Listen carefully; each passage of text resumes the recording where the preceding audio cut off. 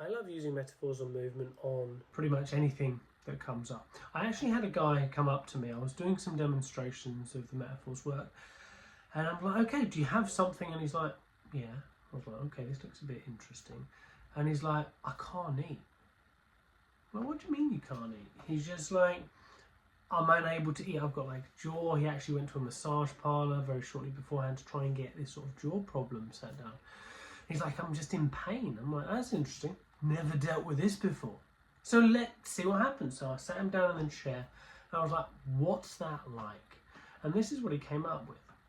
So essentially he looked forward to food. It's quite clear that he looked forward to food. There was a hunger in front of him. Like it was a table full of things that he really wanted, but he was unable to get there. Now, there was nothing right specifically, nothing behind him specifically, but to his left, there was somebody holding his head shut.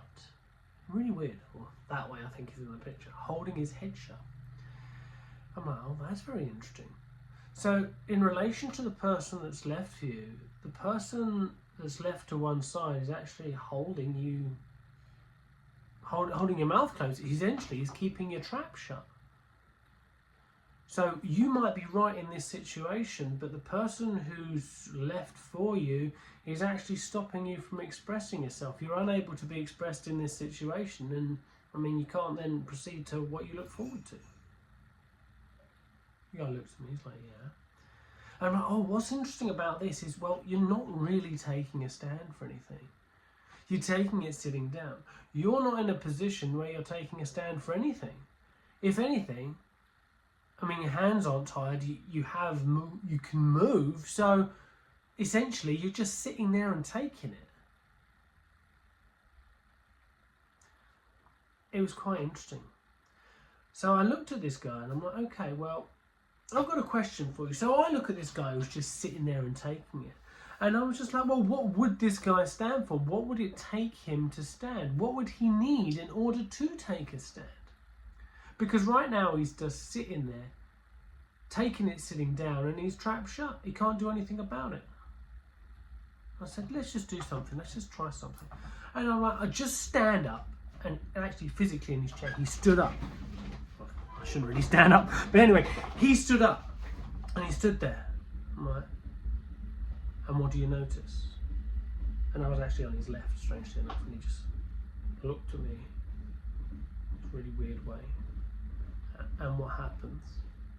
Looking at me even weirder. And how does that change things? And he reported to me that he couldn't feel the pain anymore. It was so weird. The pain had actually dissipated.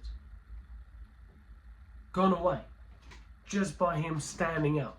Just by me eliciting that. And I felt crazy. Now, I've never worked with pain before.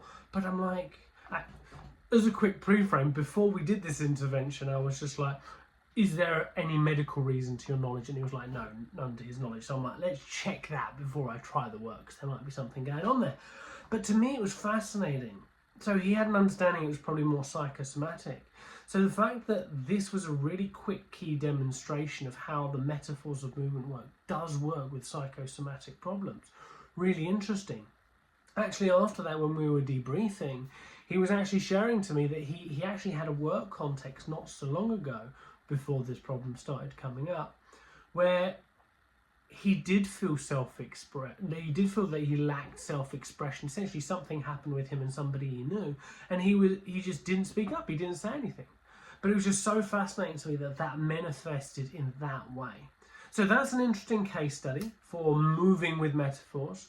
I'm going to be sharing these on a monthly basis. If you find this interesting, different, or if you've had anybody with pain or psychosomatic pain and you've used the metaphors of movement process, let me know. I'd love to hear all about it.